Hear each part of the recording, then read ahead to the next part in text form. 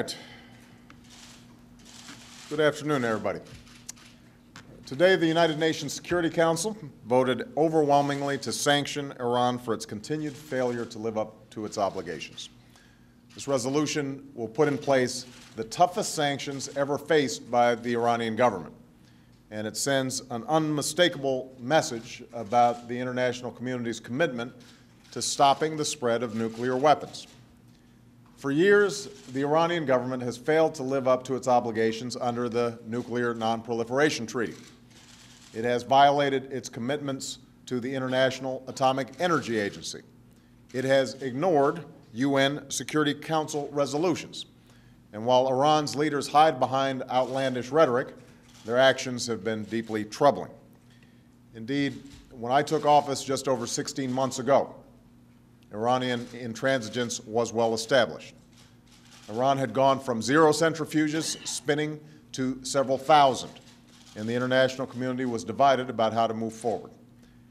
Yet, this day was not inevitable. We made clear from the beginning of my administration that the United States was prepared to pursue diplomatic solutions to address the concerns over Iranian nuclear programs. I extended the offer of engagement on the basis of mutual interest and mutual respect. And together with the United Kingdom, with Russia, China, and Germany, we sat down with our Iranian counterparts. We offered the opportunity of a better relationship between Iran and the international community, one that reduced Iran's political isolation and increased its economic integration with the rest of the world. In short, we offered the Iranian government the prospect of a better future for its people if, and only if, it lives up to its international obligations. So there is no double standard at play here. We've made it clear time and again that we respect Iran's right, like all countries, to access peaceful nuclear energy. That is a right embedded in the NPT, a treaty that has to serve as the safeguard against a world in which more nations acquire the world's most deadly weapons and international law is treated as an empty promise. That NPT treaty was signed by all the parties involved, and it is a treaty that the United States has sought to strengthen from the day I took office, including through our own commitments to reduce America's nuclear arsenal. So let me repeat, we recognize Iran's rights, but with those rights come responsibilities. And time and again, the Iranian government has failed to meet those responsibilities. Iran concealed a nuclear enrichment facility in Qom that raised serious questions about the nature of its program. Iran further violated its own obligations under UN Security Council resolutions to suspend uranium enrichment. Instead, they're enriching up to 20%. It has failed to comply fully with IAEA's requirements. Indeed, Iran is the only NPT signatory in the world, the only one that cannot convince the IAEA that its nuclear program is intended for peaceful purposes. That's why the international community was compelled to impose these serious consequences.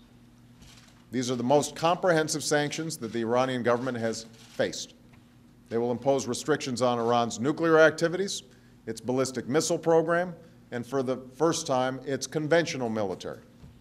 They will put a new framework in place to stop Iranian smuggling and crack down on Iranian banks and financial transactions. They target individuals, entities, and institutions, including those associated with the Revolutionary Guard, that have supported Iran's nuclear program and prospered from illicit activities at the expense of the Iranian people. And we will ensure that these sanctions are vigorously enforced, just as we continue to refine and enforce our own sanctions on Iran alongside our friends and our allies. And the strong resolution that was passed today benefited from strong international support. In voting for it, we were joined by nations from Asia, Africa, Europe, and Latin America, including Russia and China. And these sanctions showed the united view of the international community that a nuclear arms race in the Middle East is in nobody's interests, and that nations must be held accountable for challenging the global nonproliferation regime. The Iranian government must understand that true security will not come through the pursuit of nuclear weapons. True security will come through adherence to international law and the demonstration of its peaceful intent. We know that the Iranian government will not change its behavior overnight, but today's vote demonstrates the growing costs that will come with Iranian intransigence. Now, I want to be clear. These sanctions do not close the door on diplomacy. Iran continues to have the opportunity to take a different and better path. I would like nothing more than to reach the day when the Iranian government fulfills its international obligations. A day when these sanctions are lifted, previous sanctions are lifted, and the Iranian people can finally fulfill the greatness of the Iranian nation. Indeed, these sanctions are not directed at the Iranian people. As I said in Cairo, for decades, the Iranian government has defined itself in opposition to my country. But faced with the opportunity to find a new way forward, one that would benefit its own people, the Iranian government has chosen instead to remain a prisoner of the past. Saturday will mark 1 year from the day that an election captivated the attention of the world. An event that should have been remembered for how the Iranian people participated with remarkable enthusiasm, but will instead be remembered for how the Iranian government brutally suppressed dissent and murdered the innocent, including a young woman left to die in the street. Actions do have consequences, and today the Iranian government will face some of those consequences. Because whether it is threatening the nuclear nonproliferation regime, or the human rights of its own citizens, or the stability of its own neighbors by supporting terrorism, the Iranian government continues to demonstrate that its own unjust actions are a threat to justice everywhere.